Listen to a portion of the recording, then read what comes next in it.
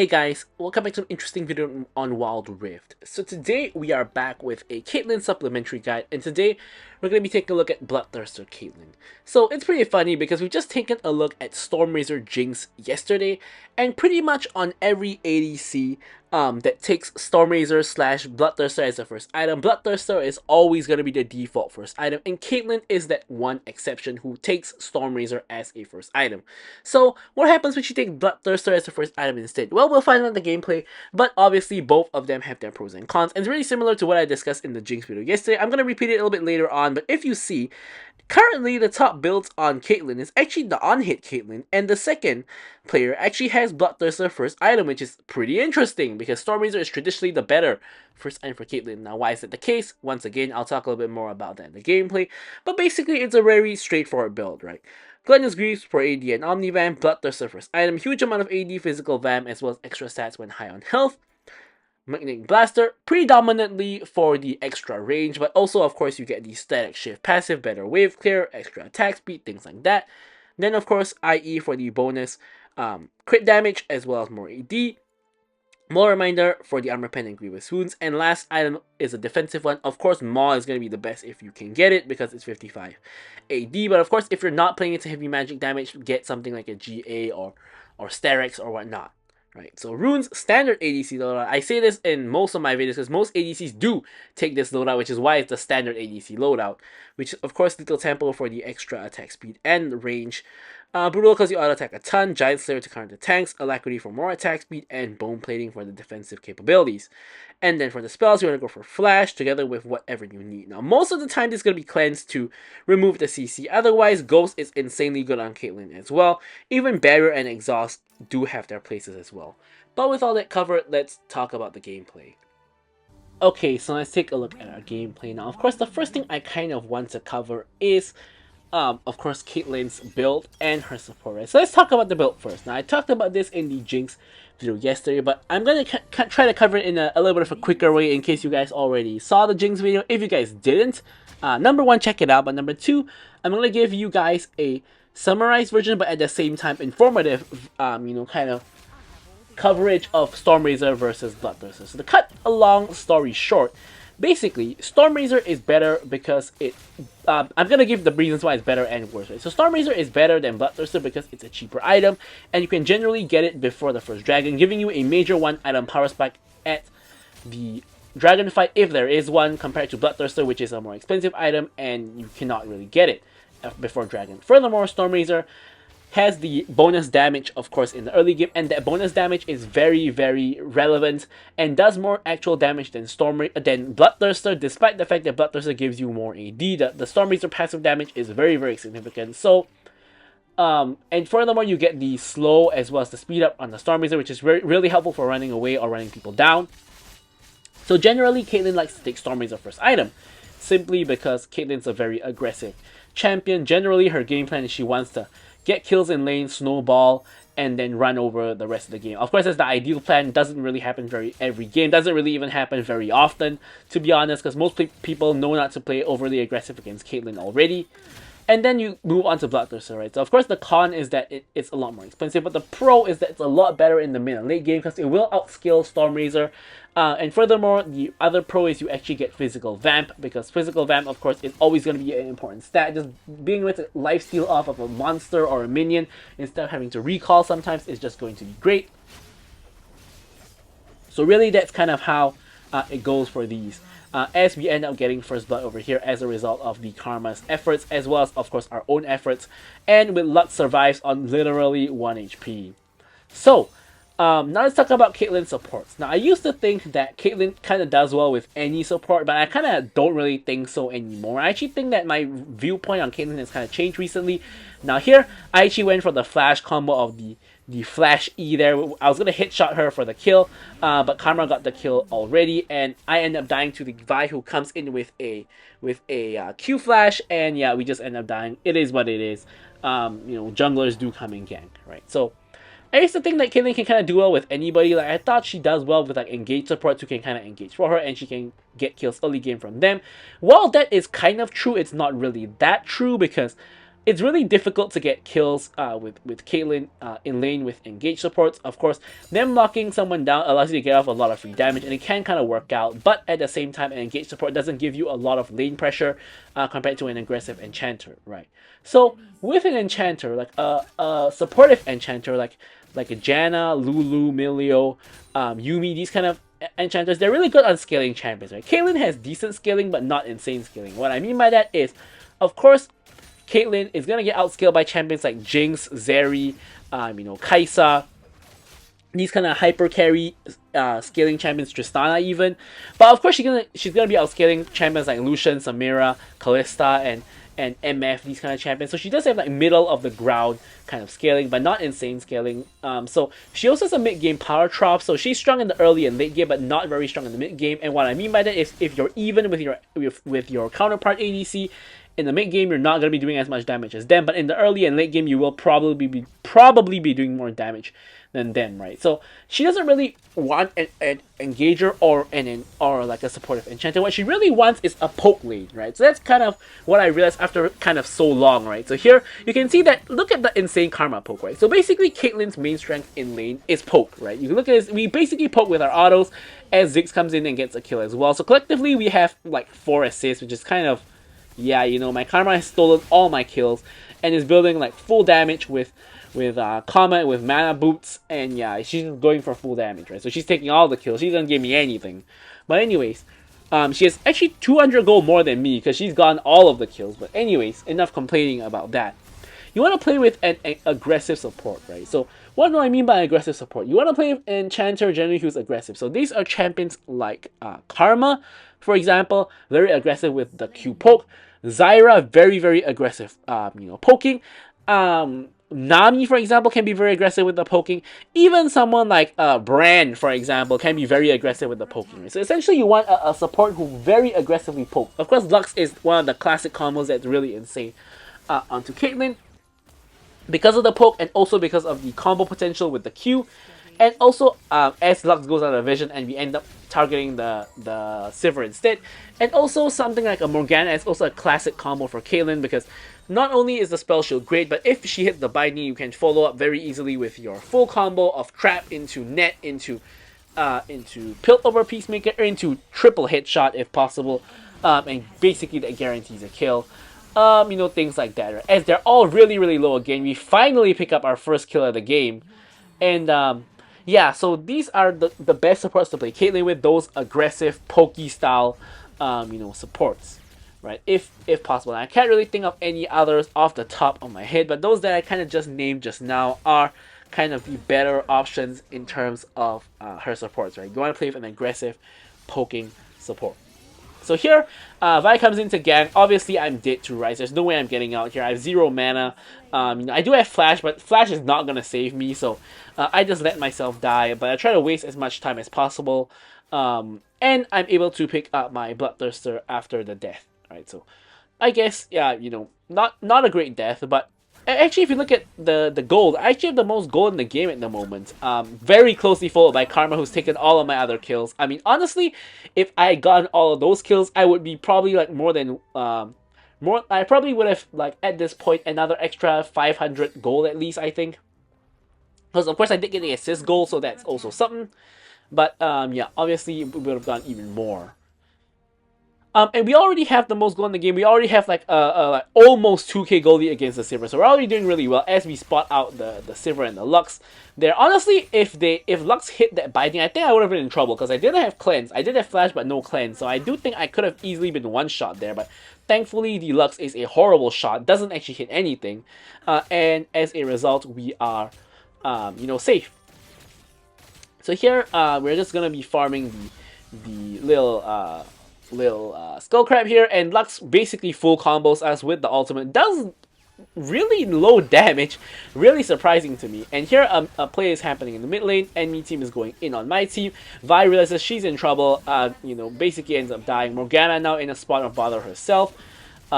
Here Basti just goes in and gets the kill on her. I pop the ulti to get the assist. We're gonna execute the tower with the Ziggs W, and things are going well for my team. We're slowly getting leads in our lanes, and we're slowly starting to do well. right? So at this point, you know, myself, of course, Karma, Ziggs, all doing far ahead of their counterparts. Same story with the jungle, Master Yi. The main deficit, of course, is in the top lane where Rumble is currently smoking the Nasus. Of course, Nasus did get those round of nerfs in 6.1b as well, owing to the fact that he was pretty strong in 6.1a and 6.1, I believe. But yeah, honestly, I think Nasus is kind of like still pretty good, I guess, but I don't think the nerfs have really hit him that hard. I think that his behavior was pretty similar before and after the nerfs, to be very honest. So I think it's kind of just the player kind of thing, because Nasus' early game has always been weak, so there, of course, is that, right? That's kind of how he's balanced. His mid and late game is a lot stronger when he scales up. Huge fight, breaking out in the top lane. I'm just thinking of whether or not I should actually rotate. I'm slowly trying to make my way there. Maybe I can make the difference. Here I pop the ulti just to get a little bit of damage onto the Rumble. And Rumble is actually really low. I flash forward, but I run into a root. I cleanse it immediately. I'm trying to chase down the Rumble, but he's a little bit too fast for me. I'm going to chase down the Lux instead. Lux flashes on 1 HP. I'm going for the Pill over Peacepick. It hits, but she lives on 1 HP for the second time in the game. Yeah? This Lux is pretty lucky. She's gotten hit by my Q twice and survived on the 1 HP both times. Really unfortunate for me. Really lucky on her part. But of course, as usual, it kind of is what it is. We're going to pick up our Magnetic Blaster, and then we're going to rotate back over to bot so that, you know, we don't give them a free objective bounty in the top lane. On the way, of course, picking up the red buff. And now getting these minions. So of course, now with the Blaster, you now have that kind of more pokey. You even have more poke than what you had. I mean, of course, Caitlyn already has the longest base range and really good poke. But now with what you have even more poke. Master is pinging to attack there, but I'm not sure that's a very good idea. Vi was actually there, so if we overextended there, one of us probably would have died there. So we made the right decision. Here, Dragon is spawning. I'm setting up the trap line here to block Vi's entry, because Vi, of course, was last spotted right there. Of course, she can hop the wall like that, but she now finds herself in trouble. Rumble Out is separating me. Rumble and Lux E is separating me from my team. I choose to walk through the Lux E, and then I realize that, you know, I'm not really going to make it to the fight anyways. I just pop my ulti as I go back for the fruit. And yeah, you know, can see my team is trying to chase down the enemy team, but there's really nothing to chase because the enemy team is all just run away under tower. So nothing much to really do here. We're going to go for the dragon. Lux tries to ult the dragon to steal it. I believe that was blind because that was nowhere close to the dragon dying. So I believe she was ulting blind to just try to get a miracle steal. She doesn't get it. And here we are pelting down the Rumble with our auto attacks. I think we have like full stack lethal tempo at this point. Yes, we do. And now we're just cutting them out. Now I realize that I'm in a little bit of trouble. Thankfully, Karma is able to speed me up and get me to safety. And prevent me from having to expend my clans if Morgana's root actually hits me. So now, once again, we don't really have anything to buy at this point, so we're kind of sticking around. We can't really complete like BF Sword yet to build into IE, so I think there's no real point to actually back right now. We're just gonna push in the mid wave and of course just get the wave as well. Nasus randomly comes in with a bog onto that cannon minion and steals it from us. Yeah, so here I believe that Lux and Sivir were trying to get in the flank, but what actually happens is they end up just getting bursted completely by myself and my Ziggs. Of course, both of us have really good burst damage, and Karma actually now has built into a Harmonic Echo. But the thing is, a Harmonic Echo gives extra healing, right? I don't think Karma even heals, so I don't think that's a really good Karma item. So here, Rumble, you can see Rumble is tanky, man. Like, he has got those plated steel caps, and he's just been getting whacked by me, and it's not really working. Speaking of getting whacked, I'm getting whacked by the Vi, not really out damaging her. I'm thinking I'm in trouble now, so I flash the wall. I'm still attacking her over the wall, and I'm hoping my team can kind of clean up the mess for me. But Vi, it looks like she's gonna escape on 1 HP. So I had to expend my flash there. Of course, Vi didn't have flash to follow, otherwise I would be dead. But yeah, you can see that Vi is a problem, right? Now she's actually 5 and 4, and she's gone like 5 out of the 6 kills her team has. So she is, I mean, she's not, I wouldn't describe her as fed, but she's definitely doing the best on her team. We have that at least, right? So yeah, she's definitely an issue. I guess like Vi will always kind of be an issue, for an ADC, right? Because even if she's like 0 and 10, right? 0 and 10 Vi's ult and Q is still gonna CC you for the same duration as a 10 and 0 Vi, right? So if you really think about it, it's kind of one of the reasons why CC is OP, right? Because CC, no matter how fed you are or not fed you are, the CC is always going to be the same result, right? So there's that. So now here, Silver loses her mind and walks through the Hex Gate and gets one shot by my entire team, who's all right here, right? That's why you cannot be taking this Hex Gates unless it's safe, right? So I made this mistake, like, honestly only once or twice, right? But I've learned from them the once or twice that I made that mistake, because I'm not doing that again. I look like a complete idiot, like walking straight into the enemy team. Like, once again here, I've cleansed. I'm not going to be cleansing you know, the Lux Root, because she doesn't really do all that much damage. You can see her ult combo didn't actually do all that much, because she is like far behind. But of course she is still doing a decent amount of damage, because Lux is a pretty broken support. That's why I ranked Lux in the S+ tier. Now here I have enough for IE. I'm gonna back for IE. And it's really funny, right? Because I have the most gold in the game. But I only have 3 kills, right? This is like the support ADC, right? 3, 2, and 8 support Caitlyn, right? I only have 3 kills. I'm just giving, not giving, but my team is taking the kills and I'm getting the assists. Now Morgana is now getting run down. Master Yi gets the kill. Karma hits a very good Q onto 2 people. Vi is really weirdly overextended. Now here I'm just getting down the vision, popping the plant over back to safety. Vi is now running for the hills. We're in a kind of a position where we kind of want to do Baron, but not really. So you can see here, like, my team is actually chasing down the enemy team, and we are basically using Baron to bait the enemy team, right? Because Master Yi is now going ham onto the entire enemy team. Master Yi survives. Everybody survives. Three people survive on really low HP, and Ziggs just executes the tower with the W. And now we can actually go back to getting the Baron, right? We basically killed everybody but the Vi. Of course, Vi is the jungler, so if anything, she could be the one to steal it. But you can see on the map, she's on the other side, so no real stealing going to be happening here. You know, we are, thankfully though, because we are kind of at critical, you know, kind of condition, right? And here Morgana actually tries, but doesn't actually get it. Now, I won't underestimate Morgana's potential to steal. Now, with the Liandry's burn on the Baron and Morgana W, I've seen hundreds of Morgana steal Barons from me, and my team's Morgana steal Barons from the enemy team as well. I think, ironically, even though Morgana's burst isn't the most insane, I actually think her Baron stealing potential is kind of insane.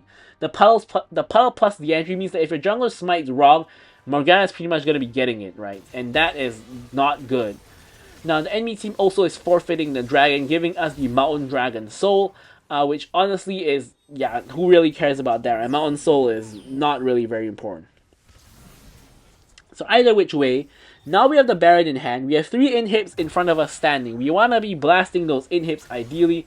So we're kind of looking for a fight. Morgana with the Rylai's Liandry's combo is kind of burning everybody. But look at the shield from Karma, right? We don't take that much damage. Now here we're getting comboed by Lux. Now here, initially I didn't want to cleanse it, but when the Rumble ult starts coming down, we have to cleanse out of the Rumble ult, so we have to expend the cleanse. We still have our stasis though, so still have a defensive tool. Now here I setting up the trap line around the tower, which pretty much prevents the enemy team from stepping out. Otherwise they're going to be taking major poke damage from me. Lux gets rooted there. You can see the poke damage onto the Lux. Really, really good stuff. And we force the mid lane inhib. Now, I think it's a little bit difficult to force the end of the game, so we're instead going to attempt to go for the second inhib. Now, Vi is in our jungle trying to counter jungle while we're sieging her base, right? And I get that you are now stealing the enemy jungle and you're getting farm, but at a certain point, right, your base is kind of more important than farm, right? You can't be doing anything with your goal if you're now dead, right? So now, we can kind of try to force, we were actually trying to force the game here. But it gets a little bit risky. It's really hard to kind of siege a Nexus, right? So yeah, it's a little bit difficult. We're still trying though. You can see I'm blasting the Nexus slowly but surely. It's almost at half HP now. And I'm slowly getting off autos on it, 1 auto at a time. Now it's below half HP, 633 health left. Master Yi is going for the top. And here I can see 400 health left. Minion wave is running in. I'm blasting the base. Yes, and we finally get it. That's one of the weirdest wins I've ever gotten in terms of attacking the Nexus, but we do end up getting the victory here. So I'm gonna leave you guys with the stats as usual. Thank you guys so much for watching the video, and goodbye.